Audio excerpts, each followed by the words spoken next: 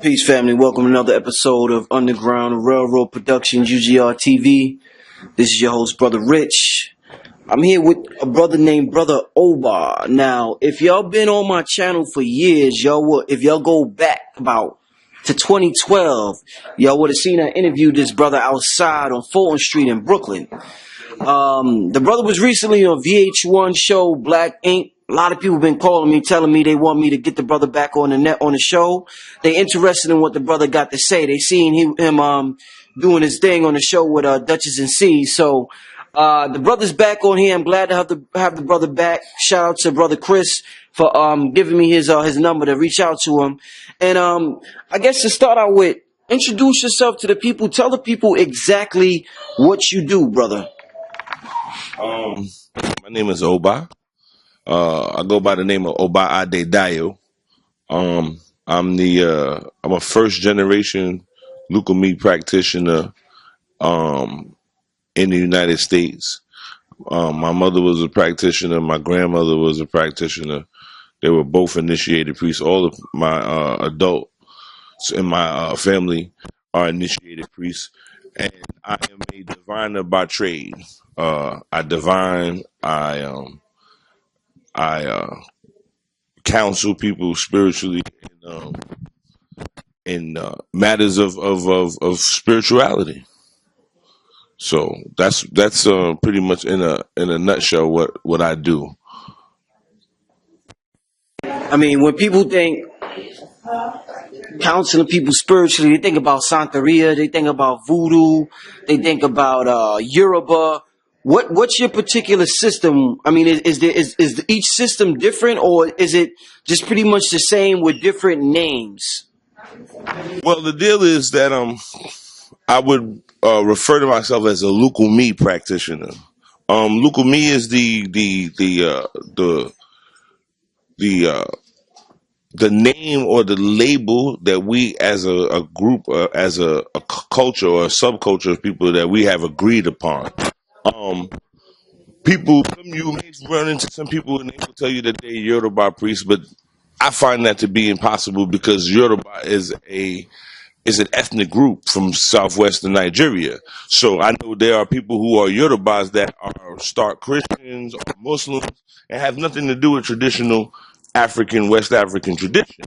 So there are people who may necessarily label themselves as Yoruba. Santeria is a epithet. It is not used amongst us as a means to define ourselves. It is not used as a means to identify with practices.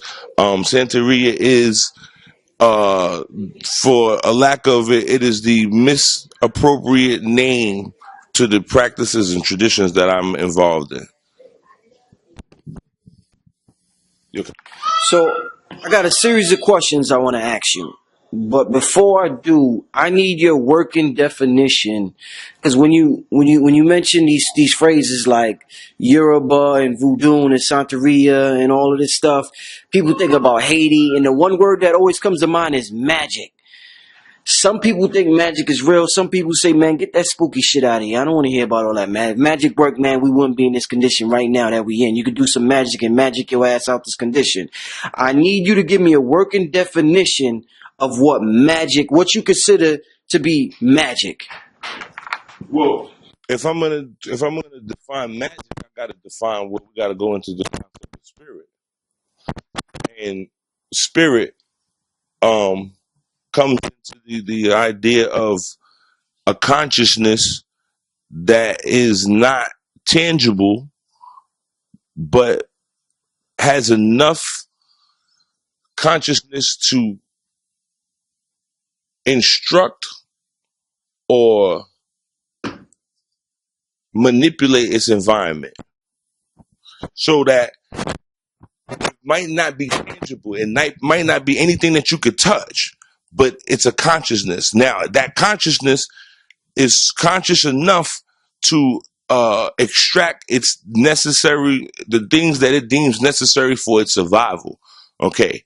So in that regard, when people, it's unfortunate that, our, this society has become so um so numb to things that people, immediately they go, oh, I don't believe in that spookism. But the reality is that you believe in spookism every day. If you use your cell phone, you're working with magic. I don't care what you tell me, because there ain't no cords connected to your cell phone to the next cell phone. So unless you can break it down for me in the class and tell me exactly how it is that I spoke into a box, and you can get somebody in California and they got another box and there's no wires.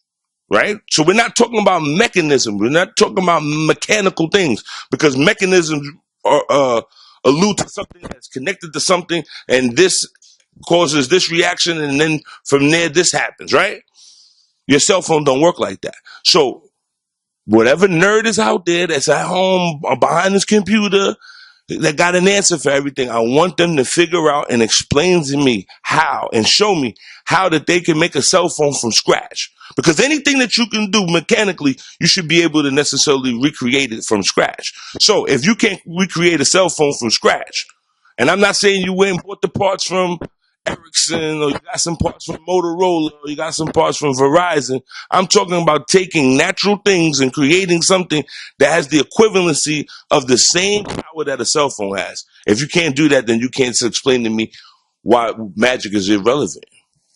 I'm on my way to Florida tomorrow, right? And once I went down there one time, and I was in Orlando, and I was in Disney World, and this mouse is worshipped. Like everywhere I went, they had this mouse.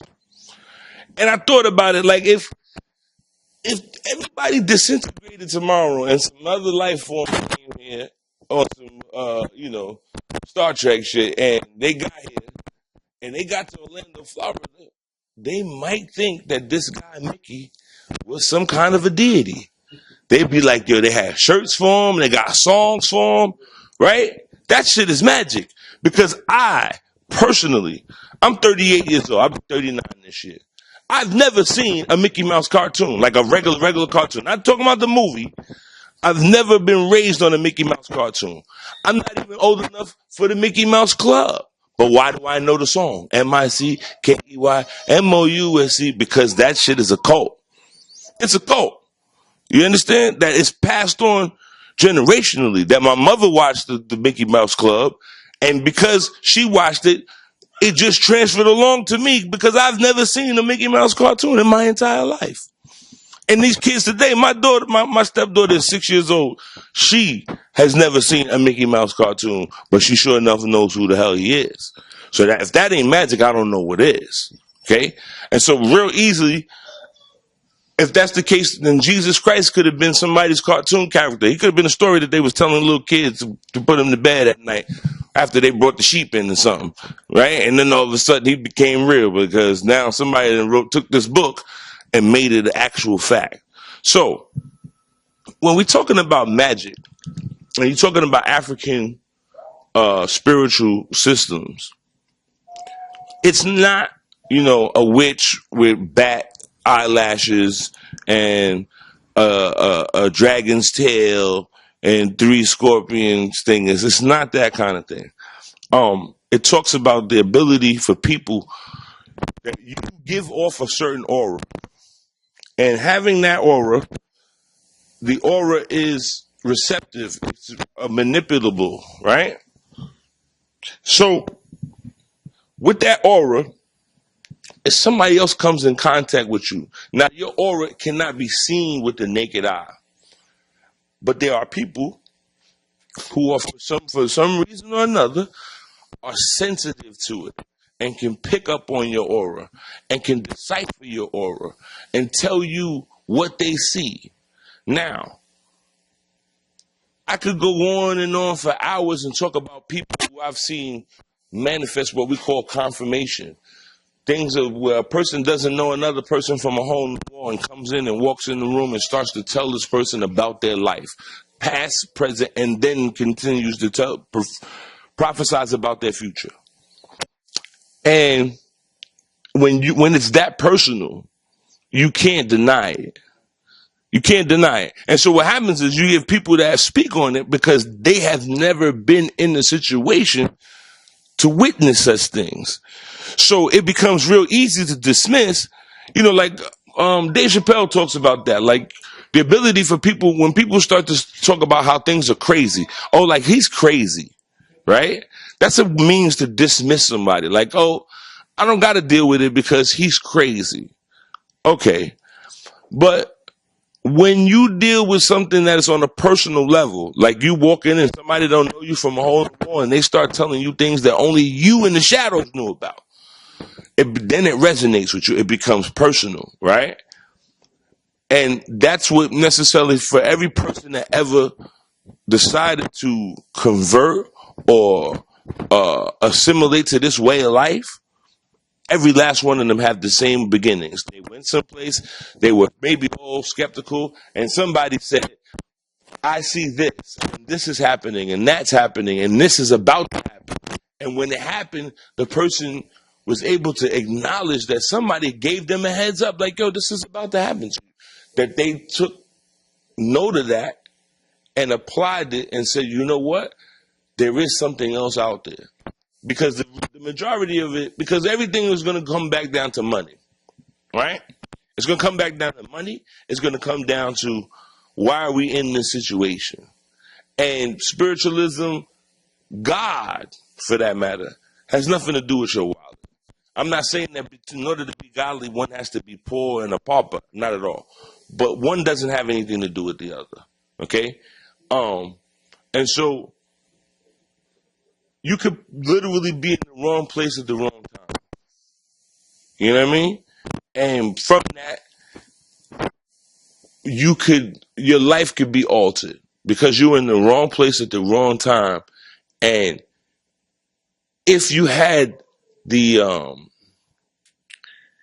insight or the foresight to see these things before they happen, that is what the value of these traditions really brings, is the fact that a person can actually get a forecast. I can't stop it from raining. Like when I give people readings and they come and I tell them, I explain to them, I can't stop it from raining. But what I can do is to tell you to get your umbrella. So that I'm not telling you that I'm going to make the sun come out, but I'm giving you a heads up before you leave of how you should dress so that you won't get wet. Right? And so we live in a society that's very into culture, into food, success, and people don't look into what kind of work they actually put in. So it's easy to say, okay, right. Well, okay. All religion, and hear me again, all religion is based on ancestral worship. Okay? All religion. If you believe in Jehovah, or if you believe in whatever Judaic prophet, Abraham, any one of them, that's ancestral worship. Because if you believe that Abraham was a man and he lived and he died, then you're worshiping an ancestor. Right? If you believe in Jesus Christ, if you believe that he was a man and he lived and he died, so at this point, you are worshiping an ancestor. If you believe in Muhammad and you believe that he was a man and he lived and he died, then you are following an ancestor. So all religion is based on ancestral worship. It cannot function without ancestral worship. Now, with that being said, the African cosmology of God consists of ancestors first. So, the cowrie shell is undoubtedly one of the oldest things on the planet because it came out of the ocean, which is always here. The ocean, anything that's aquatic that comes out of the ocean is pretty much a predecessor to us. So when you see the cowrie shell, you understand that that's a creature, that something lived in it. There was a crustacean that lived in that thing, in that shell. So we essentially are throwing skeletons, throwing bones, because that shell is now the bone of that creature that no longer lives in that shell. The other part of our tradition, stones, not rocks, stones, are very important to us. And the reason that stones are very important to us is because stones go through a purification process. See, a stone starts out as a rock. It's jagged. It has points on it. But when it comes in contact with water and water begins to grind it down, it becomes smooth. And as it becomes smooth, it becomes more dense. And so we worship stones because, again, here is something that there's nothing on the planet that's older than it. There's nothing older on the planet than a rock. Okay? In terms of an object, there's nothing older than a rock. So we use the shells because the shells represent the female phallic symbol. Okay? Which is that which gives life. So we're talking to that which gives life. We're talking to, because God gave us life.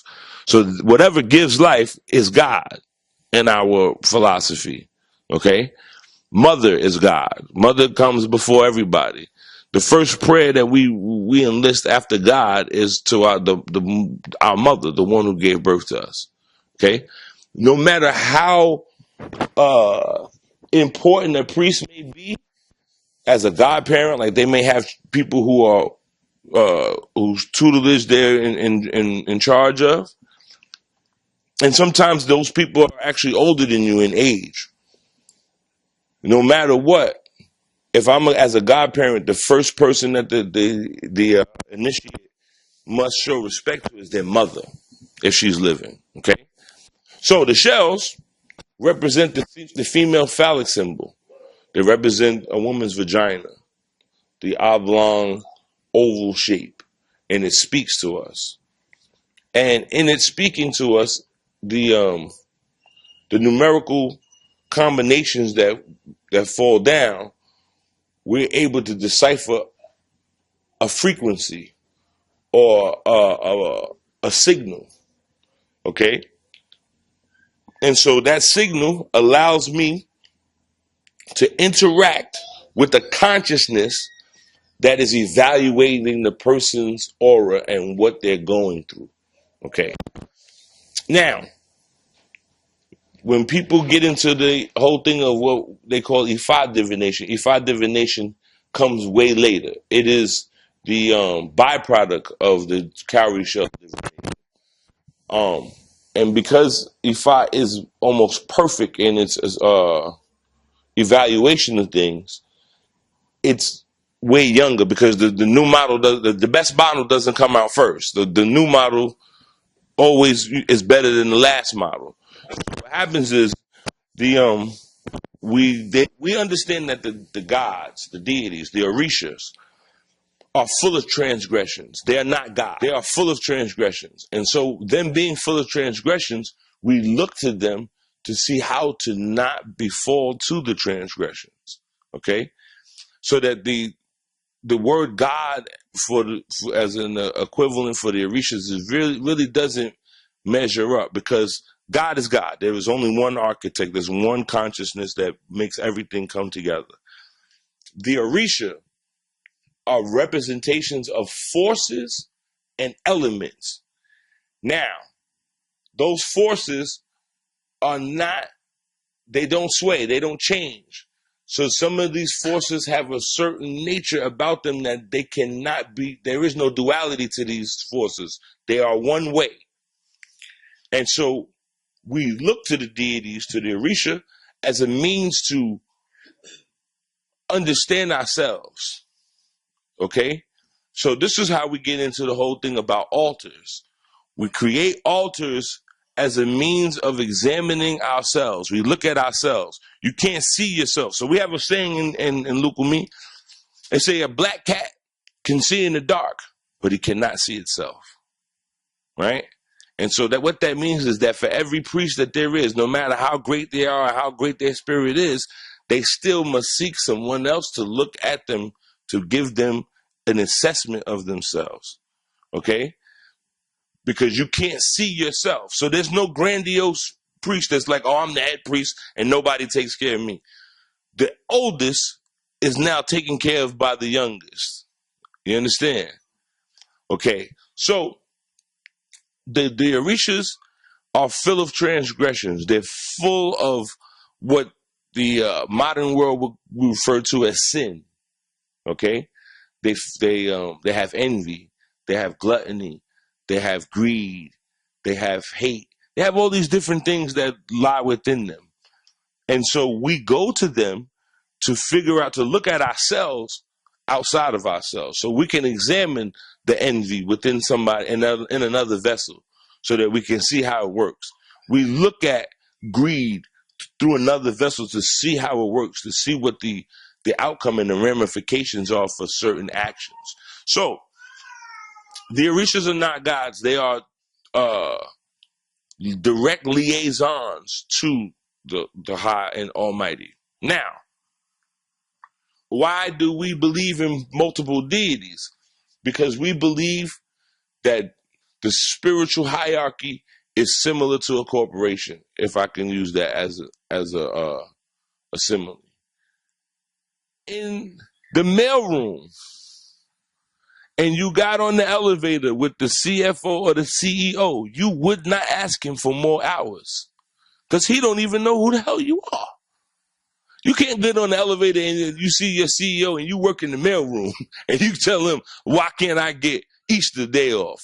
He looking at you like you're crazy. Who are you? I don't even know who this guy is. What does he want? Right? Because there's a chain of command. He doesn't even know you. He doesn't know what your problems are, because his problems are greater. He has to worry about paying the taxes, making sure that the building codes are up to par, and making sure everybody gets their paper, and making sure that the stocks for the company stay up. That's what his job is. Now, him worrying about whether or not you can get Easter day off is not his business. So there's a chain of command. So you go before the person that's before you. So you speak to your supervisor. Supervisor, listen, I need to get Easter day off. The supervisor say, look, I don't make that decision. You need to go speak to the floor supervisor. And so you go and find the floor supervisor, and the floor supervisor tell you, okay, I can work that out for you. If the floor supervisor can't, they send you up to a higher level. The same thing is done with spirituality. So much so that when you examine the mechanism that they call Christianity, when you get into real Christianity, you understand that there's levels to it. So that in Catholicism, real pure Catholicism, there are levels to the different kinds of angels. So don't think that the prophet or the apostle Paul just gets to go up and knock on God's door and ask him questions all day. Don't work like that. There's a hierarchy. So above God, below God, you have the Sephirim, right? And the Sephirim represent the four corners of the universe, the four elements. Then below the Sephirim, you have the cherubim, who are the baby, like the little Cupid looking things. And below them, you have the archangels. And then below them, you have the lower angels, and then so on and so forth. So that your prayers are directed based on the necessity of the request. So if it's a small request, like something like you like this girl, then you talk to the cherubim, because they're mischievous angels that deal with that, and the stuff that they deal with are very petty. If you're dealing with societal issues or moral issues, then you take it to the archangels. Well, it's the same thing in the Yoruba and African traditions. You don't just get to talk to the king. You don't just get to walk up and talk to him like that. And so we believe in the one God, but we believe that God is too removed from us, so that we would have his attention for our petty requests. Because the majority of people that pray for shit, they pray for fucking petty shit. Oh, I want to get a new Gucci bag. Oh, I want to pay my rent. Like, what are you asking God for that for? You got 2 arms and 2 legs? Don't go ask God about paying your bills. You know what I'm saying? Like, I saw a man the other day, he had no arms, no legs, and he was swimming in the pool and taking care of his family. He had a job and all that. So the petty stuff is what people ask for. And that's what they think spirituality and God are for, to take care of their petty needs, right? And when we're talking about spirituality, getting back to what you were asking me about, well, why are we in the situation we're in if y'all got magic, right? And to answer that, it has nothing to do with God. It has nothing to do with spirituality. It has everything to do with human beings. Okay, and human beings in power. And if you become comfortable in a situation and change is coming, most times people don't move. And I say that this, in the sense that in Germany, before the Nazi Party took over, Hitler was telling people what he was going to do. He was like, yo, if I get in here, I'm going to kill these Jews, right? And there were Jews there. And they thought that he ain't doing nothing. And not because they didn't believe what he was doing, but they just couldn't deal with the change because that was going to change their world. No matter what, whether or not you're down with this program or not, he about to change your world. So, is it safe to say that our ancestors, when all of this stuff was going on with the European and he showing up, that there were people that was like, yeah, okay, let them come in, because, I don't feel like fighting no more. I just want to chill because I'm getting old and I want to take, I got 6 wives and they got feathers in their hairs and, I'm into that. What's the difference? It's human beings. So when the problem occurred, it's not as if there wasn't 2 different factions and somebody saying, yo, we need to kill these white folks before they take over. And then there was some group of people that were saying, nah, it's not going to be so bad. We'll be all right. And so the magic has nothing to do with that shit. Nothing at all. It has everything to do with politics, right? And that's one thing has nothing to do with the other. So when people come into these traditions, the first thing that they do is apply their politics, right? So as an African American that's been in a tradition that has been procured and maintained by a Spanish speaking group of people, the first thing that people go into is, oh man, you fuck with that Spanish shit. Okay. Yeah, what's up with that? What's wrong with that? Oh, nah, because, that's that Spanish shit and, blah, blah, blah. And so they start to put in their own political ideals. Then they go, well, I don't fuck with you. I can't go hang out with that because, all of them people, they Spanish and, they talking that talk and I don't understand that. And again, they're putting their ideals prior. Now, most people that go and sit in the Catholic Church, they don't speak fucking Latin either. But they sit there for a mass that's spoken in Latin, right? They don't know what the fuck priest is talking about, but they're going to sit there and let him talk in Latin. So what's the difference when you going looking for God? What language he speaks in? Because if you're a Black American and you go into the masjid, you don't speak fucking Arabic. And it may take you a lifetime to understand and fully be able to speak conversationally Arabic, right? But that had nothing to do with your faith. So what I'm saying is that people apply their political views before their spiritual views. And it should be the other way around. Your spiritual views should come first. How you think you're going to die, where you're going to go after you die is way more important than what's going on right now. Okay? The reason that Black America is in such in disarray, you can go on about the economics, you can go on about the narcotics, you can go on about all of those things, but the problem is that Black America does not share a spirituality, okay? And you will see in time, if you go back in time, prior to the mass movement of the Nation of Islam, at least, but prior to that, Black people had a unity. Why? Because if all else fails, they all believed in Jesus. They all knew where they was gonna go when they died. There was no debate about it and what not to eat and all that. As soon as you throw another choice in the mix, it goes array. Because now you have people. So now you got people from the NOI, and they've been looking at God-fearing people all their lives, but now they're like, yo, you ain't good enough because you still eat pork. Right? And so now they've created another line of separation.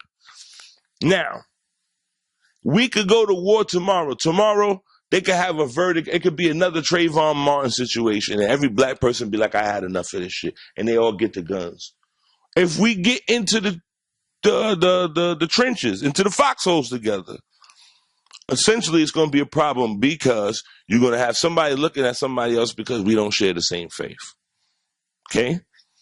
Now, my answer to that is none of the shit that black people engage in today was on a boat with them when they came here.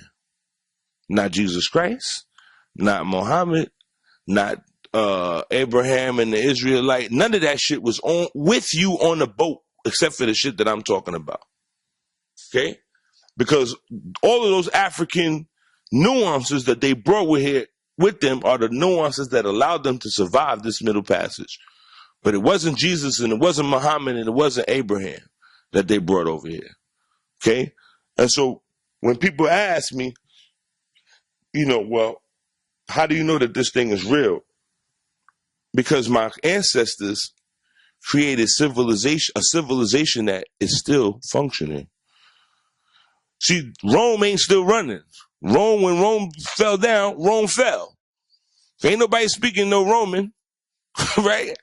Ain't nobody dressing like no Romans. But I sit here before you in Brooklyn, New York, with a name like Oba. My mother gave me that name. I practice a tradition that goes back to West Africa thousands of years ago. So you can't tell me that the great empire of Oyo ever fell if I'm over here and I'm speaking Lukumi and I'm speaking Yoruba words. Romans don't speak Roman, like I said. Ain't nobody over here talking about, oh yeah, I'm Hephaestus, and none of that shit. Okay? But you sure enough see a Oba, you see a Babatunde, right? And so I function in an empire that never fell. It was never completely destroyed. Okay? So now, with that on the brain, I realize that I'm involved in a tradition that supersedes all of this madness that got niggas going crazy. The Jesus Christ, the Islam, because none of that, I've been personally, and I don't have anything against any Muslims. Like, I respect the fuck out of the NOI. Nation of Islam did a lot for black people, but I was at Savior's Day when Louis Farrakhan, the minister, said that Islam was not the true religion of the black man. I was there on Savior's Day. Had to have been like Savior's Day 07 or 06 or something like that. That he said that there was only but a few black prophets in the Quran. So obviously that were true religion, so to speak. Right? And with that being said, I'm following what my ancestors were doing. So, when people be like, oh, we got to get back to what the ancestors is doing. You could talk that shit, but I'm living it. I'm living it. I live off of me throwing shells at people. And I don't charge people a lot of money because at the end of the day, there are people who necessarily take advantage of people's vulnerability and their need to belong and their need to have answers. I don't take advantage of people. I purely do what is necessary for them. So when they say, yo, we need to get back to the ancestors, I'm doing that shit. I can take a goat. I can euthanize the goat and take every part of the goat apart and show you exactly how it comes apart and show you what to do with it. I don't know about anybody else who's doing that. You understand? Like,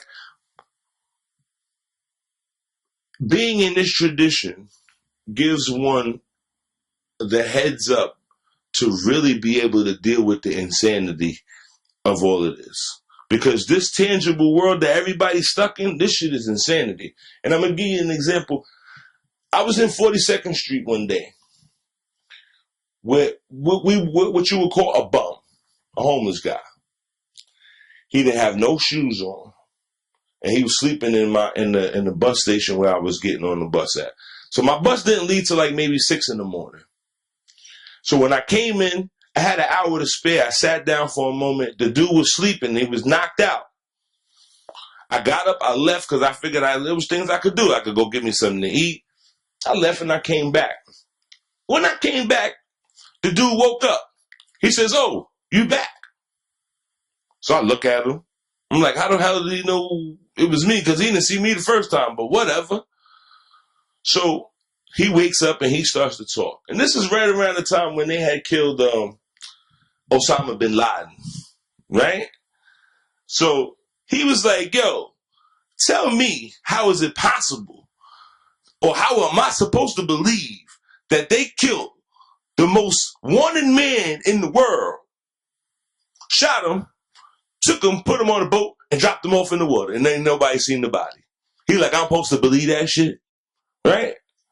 So now he's saying that to me. And he like, you know what? White man can say all he like. He like, but God is a bad motherfucker. He's like, you see them in 42nd Street and 34th Street, they got their little flak jackets on and their machine guns. He said, but all God got to do is send one little gnat, a fruit fly, and let that fruit fly go up that man with the machine gun nose. He gonna fall on the floor like he on fire. He said, so for all their technology, all that God needs is one gnat to take care of their ass. Absolutely. He said, that's why I smoke crack, brother. He said, because they keep feeding me a lie that I'm supposed to just accept this shit. And I'm supposed to walk around like the rest of these slaves and act like ain't nothing happened. So as he's talking to me, my bus shows up. And I get on my bus. And as I get on my bus, he's leaving and he's walking out. And I realize that it's February and this black man ain't got no shoes on. Where the fuck did he just come from? Okay? God was in 42nd Street talking to me about the vulnerability of human beings by just a gnat. Right? So, with that being said, all of the haters that got books up they crawling up their ass, right?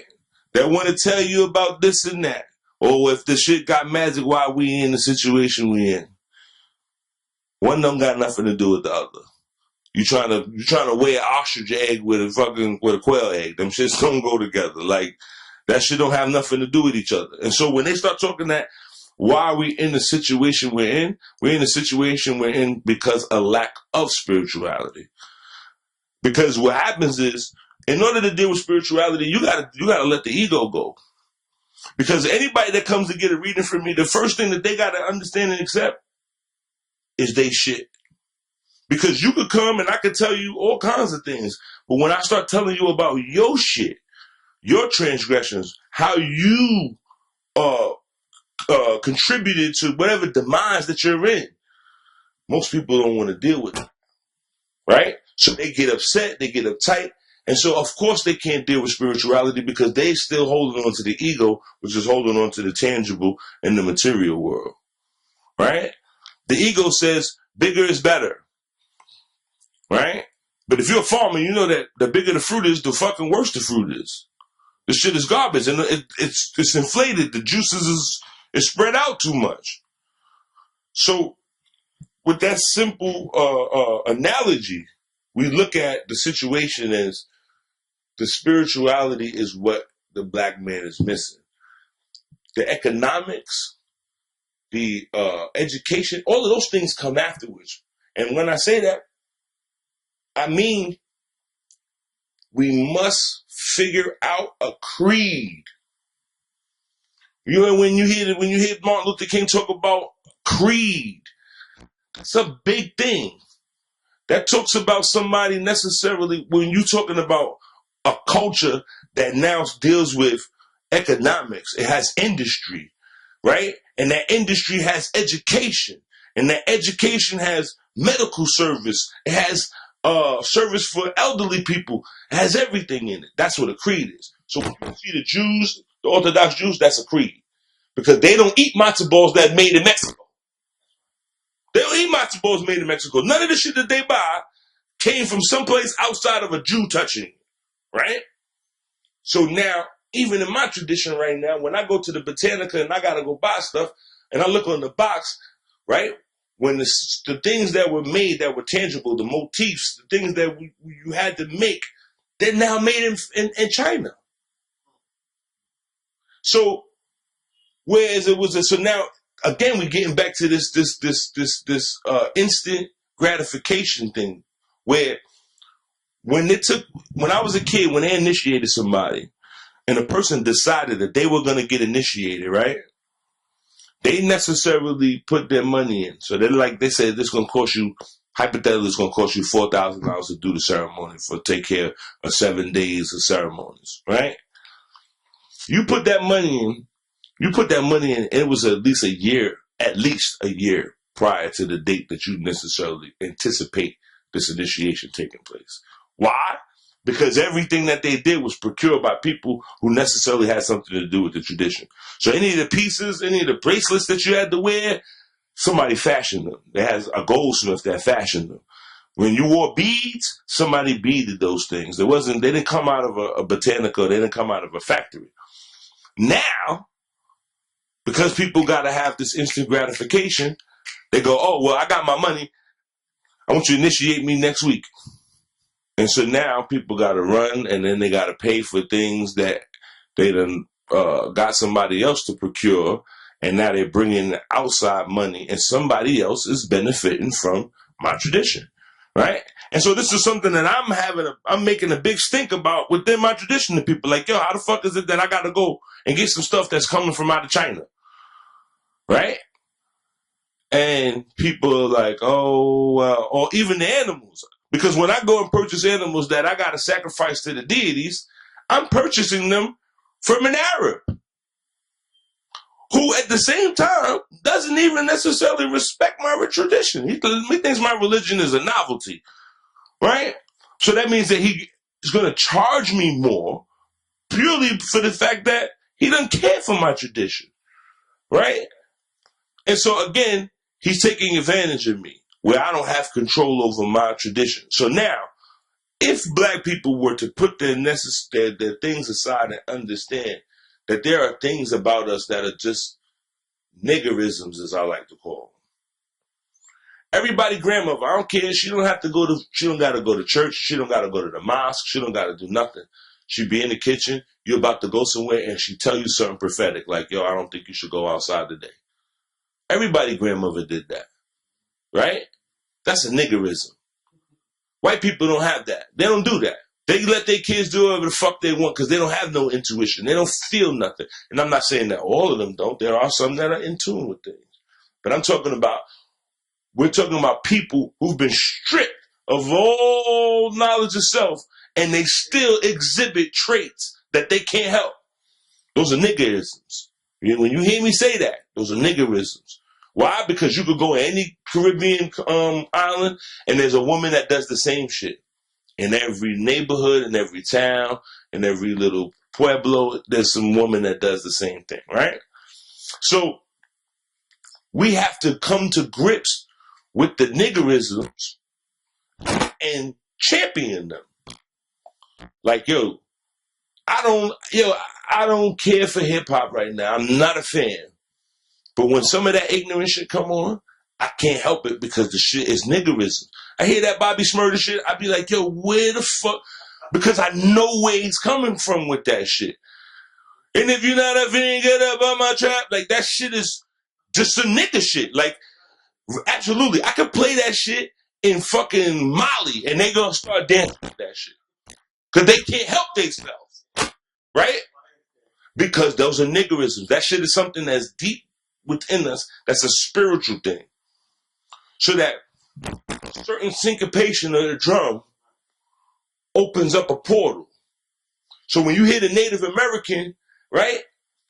The Native American was pretty much, this is real shit. Native American is an African, right? That was on, in like the danger room. You know, like how in the X-Men they got the danger room where they dissimulating shit? That's what the Native Americans was doing. They was over here playing a game. They have a game in Native American culture that they call counting coup, right? And counting coup is, we're going to run up on you.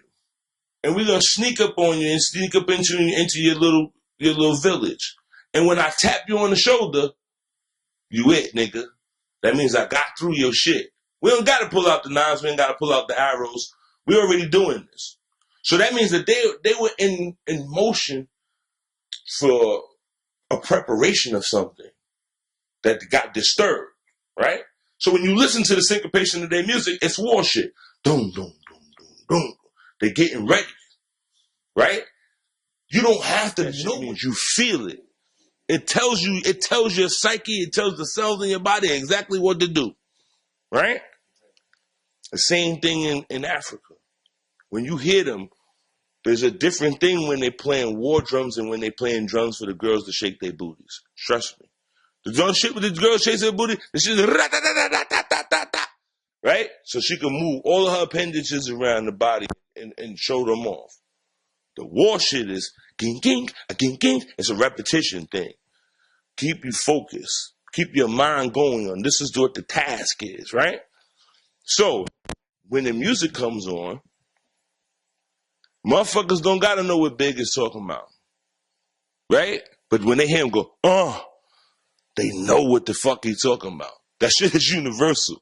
As soon as you say that shit, niggas like, oh shit, hold up, wait a minute, let me get right. You know what I'm saying? And it's a natural thing. Absolutely, it makes you like, oh, right? And so for a long time, you used to see Jadakiss. He was trying to find that when he got that, when he got that little screen, that's his shit.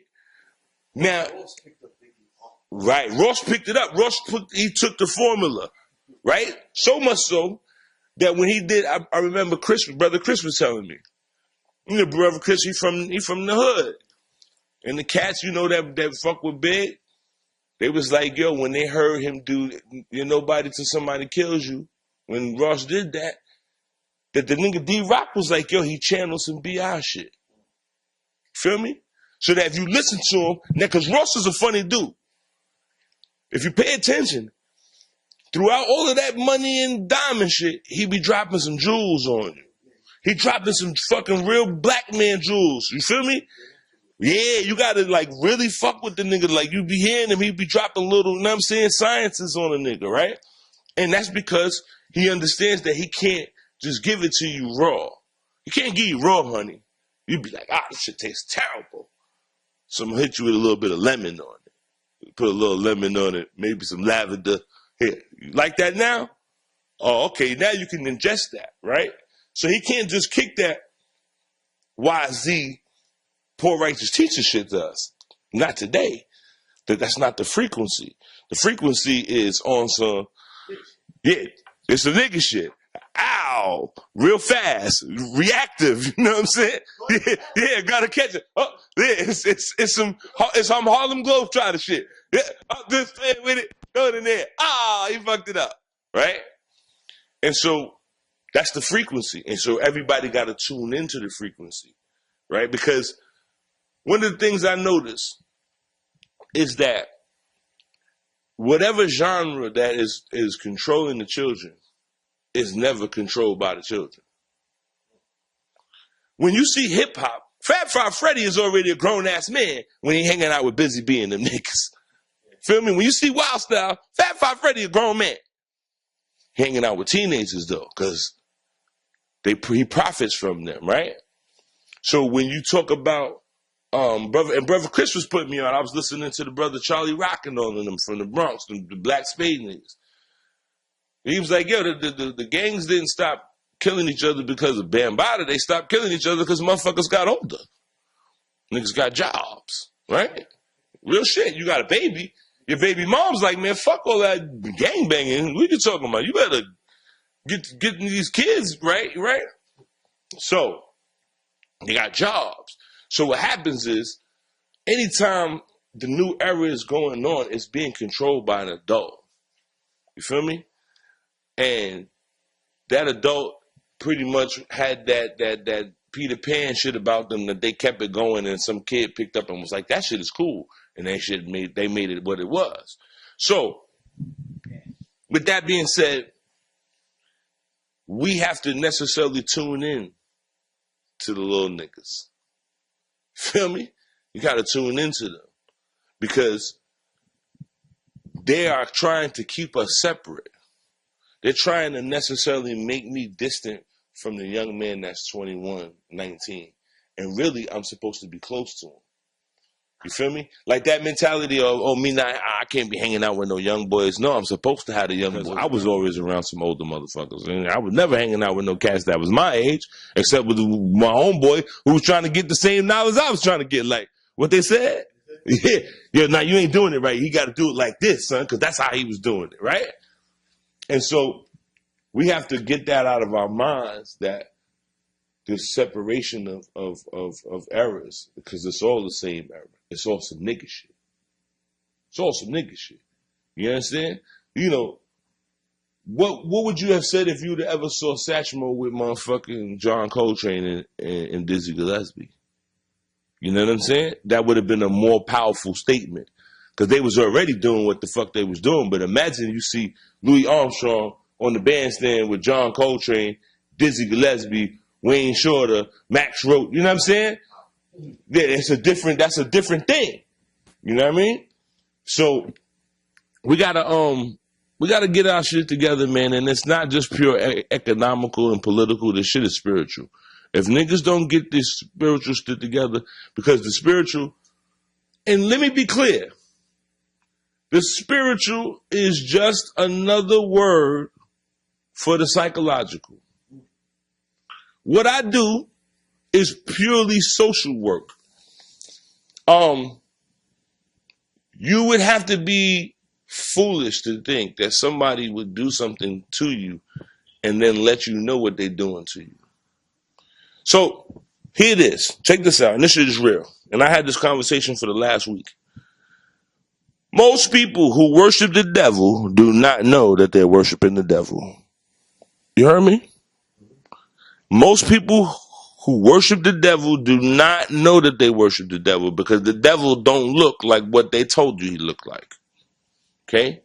And so most of these people will associate success and comfort to God. Okay? And that shit ain't God. So what happens is, don't get it twisted, they doing magic. They do magic when you realize that Michael Jackson, and I'm going to say this, they may come get me for this shit, but understand what I'm telling you. After 1945, the United States government started investing their time into occult practices. This is when your birth certificate became, the time of birth was put on your birth certificate only after 1945. That there are people who sit there who are astrologers and astronomers who are looking for certain people to descend. That the day that Michael Jackson was born, they found him. And at some point, they knocked on Joe Jackson's door and told Joe, we will feed your other children if you give us him. Hear what I say. That they came early on and was like, Joe, you got a bunch of kids that you can't feed. We just want him. And he gave them Michael, and that is the beef between Michael and his father, is that he knew that his father gave him to the motherfuckers. Okay? Here it is. Michael Jackson, this nigga's the richest motherfucker you ever known. How is it that he's dead before his father? A black man who been eating pork and fucking bitches all his life. This nigga outlived his son, who's a fucking millionaire, who had the best at everything. How is it that he outlived his son? Okay? So if you don't think, because what I'm talking about is, I'm talking about that they knew that there was a human being who had the vocal cords of an angel. That if they could co-opt him, they could use him as a weapon. Because when we were kids, the first thing that they did was they disassociated him from us by telling us that he was gay. And the foolish thing about it is, if you look today, if it was reversed, we'd be loving that motherfucker right now if they told him he was gay. How about that? Now, in terms of your particular practices, is there a certain level of rigidness? Like, take for instance that there's a lot of different schools of thought. So a person might hodgepodge, what it is that they do. Take a bit from here, you know what I'm saying? Moorish discipline over here, Commission practices over here, voodoo over here when warfare is necessary, you know what I'm saying? Or during times of ritual and things of that nature. You know, is it possible to be a multi-traditionalist? That's a very good question because the system. So now, again, I spoke about the fact that there's traditionalists, and then we have what we call lukumi, which is the hybrid tradition that comes out of the diaspora. Now, in the hybrid tradition, within the lukumi system, we have 3 different stages, 3 levels that work in concert with each other. So the 3 levels start off, the first level is spiritualism. The second level is Congo, Palo Mayombe traditions. And the third one is the Risha traditions, the Lukumi. Now, in the spiritualism, the first layer, all religious philosophy and creeds are allowed to sit at that table, whether it be Commission, Moorish, Christian, Islamic, Asiatic, Hebrew, whatever. It is all allowed because it deals with the fact that we have spirits from all different corners of the universe. Okay, now the spiritualism is a homogenized milk of religion that deals with the basic understanding of spirit having the ability to affect this world. That's it. Okay? Now, the different trains of thought and the different mechanisms and the different philosophies or exercises are all welcome in spiritualism. Okay? So that spiritualism becomes the level playing field that when the person who converts to the tradition comes into contact with the spiritualism, not forced to abandon the nuances that they have. You understand? So that as a Lukumi priest, you can still be a Muslim. There are people who are Lukumi traditionalists and they will go and they go to the masjid and they do salat or they fast and do Ramadan. I know a Babalao right now that every time it's Ramadan, he fasts twice. He does the Nation of Islam Ramadan and he does Sunni Ramadan, right? Okay. So here's a dude that he's not forced to abandon what kept him sane for as long as he did, which was Islam. So spiritualism, now we're getting into the fact that I'm writing a book on how spiritualism is, how the mechanism functions, okay? And because it's been codified to a specific degree so that people are able to necessarily tap into their spiritual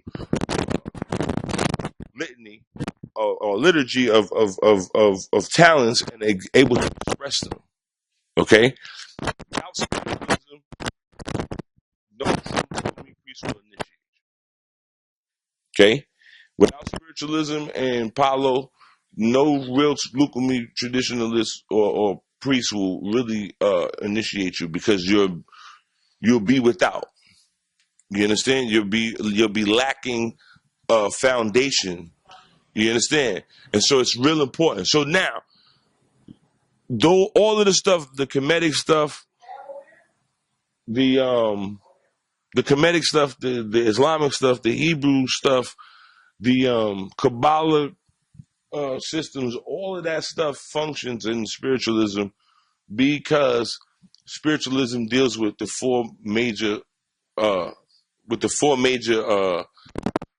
elements: water, air, earth, fire. So in spiritualism, you put a glass of water for water, a candle for fire, incense for earth, and prayers for air. Okay? And with those 4 things, you are referencing the spirit world to the paradigm in which you are trapped in, because we live in the 4th dimension. The 5th is illusion. The idea of feeling it's not a real sense because it has a line so that one person's pain is another person's pleasure. For women, it's always like that. There's a line where pleasure goes into pain and vice versa. So the concept of feeling, that fifth sense of feeling something, is an illusion. It's not real. What you see and I see, if you saw it and I saw it, it's there. If you heard it and I heard it, it's there. You smell it, I smell it, it's there. You taste it, I taste it. It's still wet. Doesn't matter if it's bitter or not. That's a matter of opinion. But is it wet? Is it dry? Those are things that don't change. Those truths don't alter. So we give those things.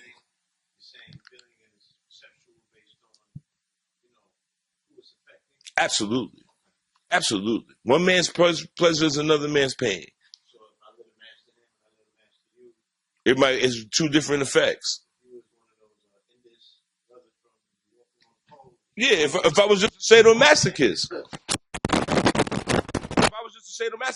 I mean, you know that being in jail, there's a lot of sadomasochists. There's people in there who the only way that they can get affection is by having a violent interaction because it makes them feel alive, and so it's pleasurable for them.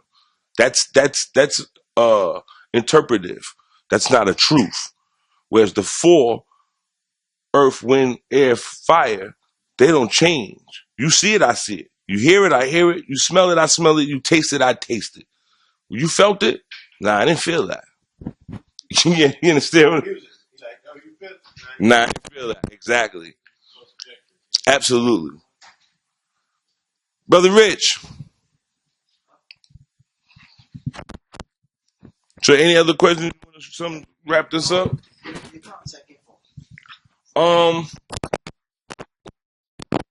You can find me at Bro.Oba@gmail.com. Please don't send me any, I want to read and I'm in Kansas. I cannot help you in that regard. And I'm not being funny or anything like that. I'm trying to deal with real issues, problem solving. You can follow me on just on the email. That's the only thing. I don't really do too much social media. You drop an email. We could talk about necessarily me coming to the town or something. If you want to do readings, it got to be more than one person for me to come travel. You know what I mean? Because I don't charge people a lot of money, and I don't want to have them fly me out there for a $50 reading. Don't make no sense. So you can contact me at Bro.Oba@gmail.com. And this is what we do, man. I throw shells, man. This is, you know what I mean? I'm a local meat priest till they shut my eyes out. This is what we do, man. I'm out here putting in this work, man. When I leave here and I get off this camera, I'm about to go do some stuff for some people, and you know what I mean? Call on some spiritual stuff. But to all the people out there, the gods and the earths, man, peace. Let's put this thing together, man. One. Happy New Year.